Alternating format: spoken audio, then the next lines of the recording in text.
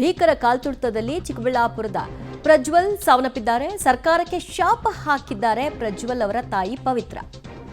ಪುನೀತ್ ರಾಜ್ಕುಮಾರ್ ಸತ್ತಾಗ ಲಕ್ಷಾಂತರ ಜನ ಸೇರಿದ್ರಲ್ಲ, ಆಗ ಮಾಡಿದ ಭದ್ರತೆಗೆ ಈಗ ಯಾಕಾಗಕ್ಕಾಗಲಿಲ್ಲ? ಎಲ್ಲ ಕನಸುಗಳನ್ನ ಈಡೇರಿಸುವ ಮುನ್ನವೇ ನನ್ನ ಮಗ ಹೋಗ್ಬಿಟ್ನಲ್ಲ ಅನ್ನುವಂತಹ ಕೊರಗು ಅವ್ರನ್ನ ಕಾಡ್ತಾ ಇದೆ. ಪೊಲೀಸರನ್ನ ಅಮಾನತು ಮಾಡಿದ್ರೆ ನನ್ನ ಮಗನ ಪ್ರಾಣ ವಾಪಸ್ ಬರುತ್ತಾ? ಖಂಡಿತ ಬರಲ್ಲ. ಘಟನೆಗೆ ಸರ್ಕಾರವೇ ನೇರ ಕಾರಣ ಅಂತ ಪ್ರಜ್ವಲ್ ಅವರ ತಾಯಿ ಮಾತನಾಡ್ತಾ ಕಣ್ಣೀರು ಹಾಕಿದ್ದಾರೆ. ಇಡೀ ದುರಂತ ಸಂಬಂಧವಾಗಿ ಅವ್ರೇನು ಹೇಳಿದ್ದಾರೆ ಕೇಳಿಸ್ಕೊಳ್ಳಿ. ಬೆಂಗಳೂರಿನ ಚಿನ್ನಸ್ವಾಮಿ ಕ್ರೀಡಾಂಗಣದ ಬಳಿ ಕಾಲ್ತುಳಿತ ಪ್ರಕರಣದಲ್ಲಿ ಇವತ್ತು ಚಿಕ್ಕಬಳ್ಳಾಪುರ ಜಿಲ್ಲೆಯ ಚಿಂತಾಮಣಿ ತಾಲೂಕಿನ ಗೋಪಲ್ಲಿಯ ನಿವಾಸಿ ಪ್ರಜ್ವಲ್ ಅಂತೇಳಿ 25 ವರ್ಷ ಯುವಕ ಮನೆಗೆ ಆಧಾರವಾಗಿದ್ದ. ತಂದೆ ತಾಯಿ ಭಾಳಷ್ಟು ಕನಸುಗಳನ್ನು ಕಟ್ಕೊಂಡಿದ್ರು. ಆದರೆ ಇವತ್ತು ಆತನನ್ನು ಕಳೆದುಕೊಂಡು ಇವತ್ತು ಕುಟುಂಬಸ್ಥರಂತ ದುಃಖ ಮಾತ್ರ ಹೇಳುತ್ತಿರೋದಾಗಿದೆ. ಇದರ ನಡುವೆ ಇವತ್ತು ಸರ್ಕಾರ ಕೆಲ ನಡೆಗಳನ್ನು ಅನುಸರಿಸ್ತಾ ಇದೆ. ಅದ್ರ ಬಗ್ಗೆ ಮಾತಾಡಲಿಕ್ಕೆ ನಾನು ಅವರ ತಾಯಿಯವರು ನಮ್ಮ ಜೊತೆ ಇದ್ದಾರೆ, ಪವಿತ್ರ ಅಂತೇಳಿ. ಅಮ್ಮ ನಮಸ್ತೆ. ಮಗನಿಗೆ ಕಳ್ಕೊಂಡ್ರಿ, ಮೊನ್ನೆ ನೀವು ಒಂದು ಮನವಿಯನ್ನು ಮಾಡ್ತಿದ್ರಿ ನನ್ನ ಜೊತೆ ಮಾತಾಡಬೇಕಾದ್ರೆ. ಸರ್ಕಾರ ಏನೇ ಮಾಡಬೇಕಾದ್ರೂ ಪ್ರೀ ಪ್ಲಾನ್ ಇರಬೇಕಾಯಿತು, ಮಾಡಲಿಲ್ಲ ಮ್ಯಾನೇಜ್ಮೆಂಟು ಅಂತ. ಈಗ ಕೆಲವು ಪೊಲೀಸರನ್ನ ಸಸ್ಪೆನ್ಷನ್ ಮಾಡಿದೆ. ಈ ವಿಚಾರದಲ್ಲಿ ನಿಮ್ಮ ನಿಲುವೇನು ಹೇಳ್ತೀನಿ? ಸರ್, ನಾನೇನು ಹೇಳ್ತೇನೆ ಅಂದರೆ, ತಂದೆ ತಾಯಿ ದುಃಖನ ನಾವು ಯಾರೂ ಬಂದು ಸರಿ ಮಾಡೋಕ್ಕಾಗಲ್ಲ. ನಮಗೀಗ ಕೈ ಕಾಲೇ ಓಡ್ತಾ ಇಲ್ಲ, ಏನೋ ಬದುಕಿದ್ದೀವಿ ಅಷ್ಟೇ, ಅಷ್ಟು ಆಸೆ ಇಟ್ಕೊಂಡಿದ್ದು. ಬಟ್ ಅವ್ರ ಮೇಲೆ ಆರೋಪ ಹೊಡಿಸೋದ್ರಿಂದ ಏನೂ ಇದಿಲ್ಲ, ಯೂಸ್ ಇಲ್ಲ ಸರ್. ಅವರು ನಮ್ಮ ಥರನೇ ಮಕ್ಕಳಿರ್ತಾರೆ, ಎಲ್ಲ ಇರ್ತಾರೆ. ಅವ್ರನ್ನ ನಾವು ಹಂಗೆ ಮಾಡಿ ಅವ್ರಿಗೆ ತೊಂದರೆ ಯಾಕೆ ಸರ್ ಕೊಡಬೇಕು? ಫಸ್ಟ್ ಆಫ್ ಆಲ್ ಒಂದು ಪ್ಲ್ಯಾನ್ ಅಂತ ಅವತ್ತು ನಾನು ಹೇಳಿದ್ದೆ. ಆ ಪ್ಲ್ಯಾನ್ನ ಆ್ಯಕ್ಚುಲಿ ಅವರು ಮಾಡಬೇಕಿತ್ತು, ಮಾಡಿಲ್ಲ. ಅವ್ರ ಮೇಲಿರೋ ಇದನ್ನ ಇನ್ನೊಬ್ಬರ ಮೇಲೇ ಹಾಕಿದರೆ ಹೇಗೆ? ಏನೋ ಒಂದು ಗಾದೆ ಇದೆಯಲ್ಲ ಕನ್ನಡದಲ್ಲಿ, ಮೇಕೆ ಮತ್ತು ತಿಂದಿದ್ದು ಅಂತ ಹೇಳ್ತಾಯಿದ್ರು. ಅದೇ ಪರಿಸ್ಥಿತಿ ಆಗಿರೋದು ಇದರಲ್ಲಿ. ಯಾರೋ ಮಾಡಿದ್ದು ಯಾರಿಗೋ ಬೆಳ್ದಂಗೆ. ಪಾಪ ಅವರು ಹಿಂದಿನ ದಿನವೂ ಕೆಲಸ ಮಾಡಿದ್ದಾರೆ. ಸಡನ್ ಆಫ್ ಪ್ಲ್ಯಾನ್ ಮಾಡಿದರೆ ಅವ್ರದ್ದೇನಿರುತ್ತೆ ಸರ್ ತಪ್ಪು? ಅವ್ರದ್ದು ಏನೂ ಇಲ್ಲ. ಸುಮ್ಮನೆ ಅವ್ರನ್ನ ಸಸ್ಪೆಂಡ್ ಮಾಡಿ ಅವ್ರಿಗೆ ಒಂದು ಬ್ಲ್ಯಾಕ್ ಚುಕ್ಕೆ ಇಡೋದ್ರಿಂದ ಏನೂ ಯೂಸ್ ಇಲ್ಲ ಸರ್. RCB ಇದ್ದಾರೆ, ಓಕೆ, ವಿರಾಟ್ ಕೊಹ್ಲಿ ಇದ್ದಾರೆ, ಎಲ್ಲ ಇದ್ದಾರೆ, ಫ್ಯಾನ್ಸ್ ಎಲ್ಲ ಕಡೆಯೂ ಇದ್ದೇ ಇರ್ತಾರೆ. ಬಟ್ ಫ್ಯಾನ್ಸ್ ಎಲ್ಲ ಇಟ್ಕೊಂಡು ಈ ಥರ ಲೈಫ್ನ ಹಾಳು ಮಾಡ್ಕೊಳ್ಳೋದು ಸರಿಯಲ್ಲ ಸರ್. ಬ್ಯಾರಿಕಾರ್ಡ್ ಹಾಕಿ ಬಿಟ್ಟಿದ್ರೆ 4 ಜನ ನೋಡ್ಕೊಂಡು ಹೋಗ್ತಾಯಿದ್ರು, ಅವ್ರಿಗೂ ಖುಷಿ ಆಗ್ತಾಯಿತ್ತು. ಅವತ್ತೂ ನನ್ನ ಮಗ ಹೋಗಿದ್ದಾನೆ, ಪುನೀತ್ ಸತ್ತಿದಾಗಲೂ ಹೋಗಿದ್ದಾನೆ. ಯಾಕಂದರೆ ಅವರು ಫೇವ್ರೆಟ್ ಅವನಿಗೆ. ಅವನ ಅಪ್ಪು ಅಂತ ಇಟ್ಟಿರೋದೇ ಪುನೀತ್ ರಾಜ್ಕುಮಾರ್ ಇಷ್ಟ ಅಂತಲೇ ನಾವಾಗ ಅವ್ನಿಗೆ ನಿಕ್ ನೇಮ್ ಇಟ್ಟಿರೋದೇ ಅಪ್ಪು ಅಂತ. ಕ್ರಿಕೆಟ್ ನೋಡ್ದಂಗೆ ಏನೋ ಒಂದು ದೊಡ್ಡ ಸ್ಕ್ರೀನ್ ಹಾಕ್ಕೊಂಡು ನೋಡಿ ಅಂತ ಹೇಳ್ಬೋದಿತ್ತು. ಏನಕ್ಕೆ ಟಿಕೆಟ್ ಬುಕ್ ಆ್ಯಕ್ಚುಲಿ ನನ್ನ ಮಗ ಟಿಕೆಟ್ ಬುಕ್ ಮಾಡ್ಕೊಂಡು ಹೋಗಿದ್ದಾನೆ. ಬಟ್ ಏನಕ್ಕೆ ಆ ಥರ ಡಿಸ್ಟರ್ಬೆನ್ಸ್ ಮಾಡಿ ಜನಗಳಿಗೆ, ಮಕ್ಕಳಿಗೆ, ವಯಸ್ಸು ಹುಡುಗಿರಿಗೆ, ಮದುವೆ ಆಗಬೇಕಾಗಿರೋರಿಗೆ ಎಲ್ಲ ಯಾಕೆ ಸರ್ ತೊಂದರೆ ಕೊಟ್ಟಿದ್ದು? ಅವ್ರ ಫ್ಯೂಚರ್ ಇನ್ನೂ ಏನೇನೋ ಇರ್ತಿತ್ತು. ಅವ್ರ ಆಸೆನಿಟ್ಟು 100 ಮಾಡಿ ಬಿಟ್ಟು ಹಾಕ್ಬಿಟ್ರಿ. ಅಲ್ಲಿ ಅಮಾಯಕರು ಸತ್ತೋದ್ರು. ಈ ಆ ಹುಡುಗರಿಗೂ ಕಾಮನ್ ಸೆನ್ಸ್ ಇಲ್ಲ ಸರ್. ಎಲ್ಲ ಎಜುಕೇಟೆಡೇ ತಾನೆ.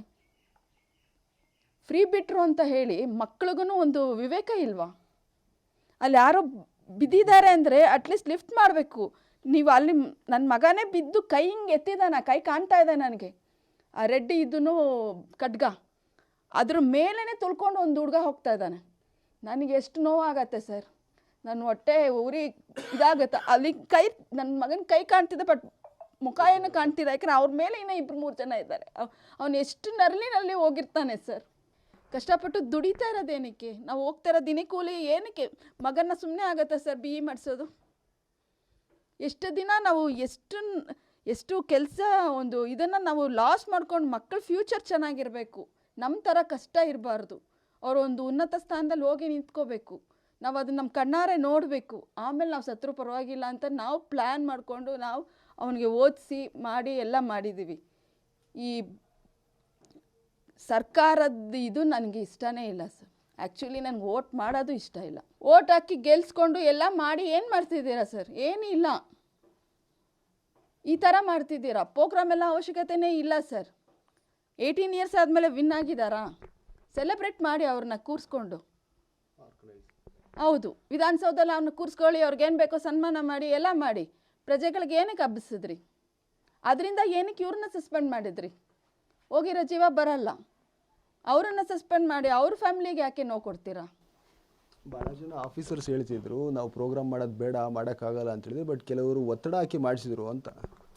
ಆ ಒತ್ತಡ ಏನು ಹಾಕಿದ್ರೋ ಗೊತ್ತಿಲ್ಲ ಸರ್. ಆ ಒತ್ತಡ ಹಾಕಿ ಮಾಡಿಸಿರೋದಕ್ಕೆ ಏನಾಯ್ತೋ ಗೊತ್ತಿಲ್ಲ ನಮಗೆ.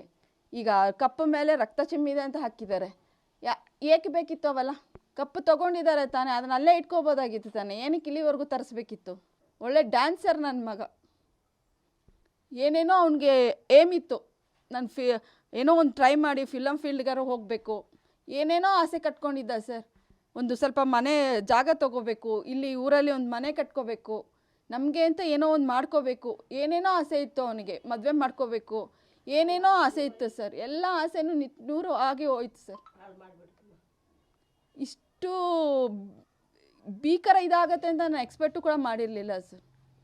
ಅವತ್ತೂ ನಾನು ಹೇಳಿದ್ದೆ ಅವನಿಗೆ, ಬೇಡ ಅಪ್ಪ, ಆರಾಮಾಗಿ ನಿನ್ನ ಕೆಲ್ಸಕ್ಕೆ ಹೋಗು ಅಂತ. ಇಲ್ಲ ಮಮ್ಮಿ, ಇಲ್ಲ ಡ್ಯಾಡಿ, ನಾನು 4 ಗಂಟೆ ಒಳಗಡೆ ರಿಟರ್ನ್ ಆಗ್ತೀನಿ ಅಂತ ಹೇಳ್ದ. 6 ಗಂಟೆ ಆದರೂ ಬರಲಿಲ್ಲ. ಇಂಥ ಇದರಲ್ಲಿ ನಮಗೆ ಟೆನ್ಷನ್ ಆಗದೆ ಏನಾಗುತ್ತೆ ಹೇಳಿ? ಪೋಸ್ಟ್ ಮಾರ್ಟಮ್ಮು ಬೇಡ ಅಂತ ಹೇಳಿದ್ದೀವಿ ನಾವು.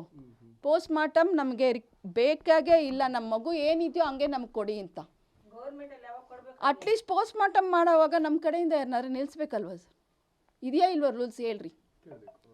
ನಮ್ಮ ಕಡೆಯಿಂದ ಒಬ್ಬರನ್ನು ಯಾಕೆ ನಿಲ್ಲಿಸಿಲ್ಲ ನೀವು? ನೀವೇನು ಮಾಡಿದ್ರಿ ಒಳಗಡೆ ನನಗೇನು ಗೊತ್ತು?